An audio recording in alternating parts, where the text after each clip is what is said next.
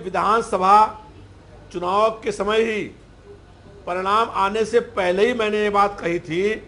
लोगों ने कहा व्यक्तिगत राय, मैंने पहले ही कहा था कि गठबंधन से समाजवादी पार्टी को नुकसान हुआ है। दूसरी बात यह है कि मैंने ये भी कहा था, अगर आपको याद हो 9 तारीख को ही कहा था कि विधानसभा चुनाव का श्री गणेश राहुल गांधी जी ने और अखिलेश जी ने लखनऊ में किया, मेरे क्षेत्र से किया, और मेरे विधानसभा क्षेत्र के अंदर 29 जनवरी को रोड शो हुआ।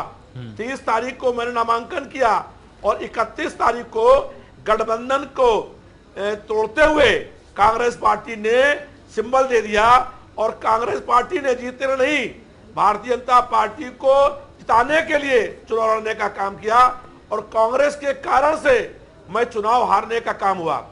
और जब गठबंधन हो गया था, गठबंधन में हम प्रत्याशी बन गए थे।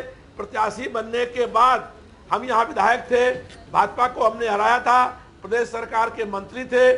उसके बावजूद भी कांग्रेस पार्टी ने अपना प्रत्याशी खड़ा करके मुझको हरवाने का काम किया। तो मैंने उस वक्त भी कहा था कि गठबंधन से समाजवादी पार्टी को नुकसान हुआ है। चुनाव के परिणाम आने से पहले कहा था कि जब गठबंधन की शुरुआत जहां से हुई, चुनाव अभियान की शुरुआत जहां से हुई, वहीं पर कांग्रेस पार्टी ने गठबंधन तोड़ने का काम कर दिया था और कांग्रेस पार्टी ने चुनाव में सिंबल उसको दिया और आखिर तक कहते रहे कि बैठ जाएंगे, लेकिन बैठने का काम नहीं किया और भारतीय जनता पार्टी को जाने का काम कर दिया।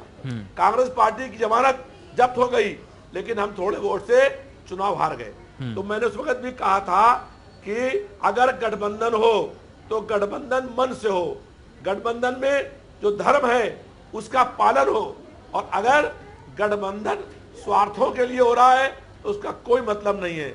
गठबंधन अगर होता है नहीं तो स्वार्थ के लिए तो था ही।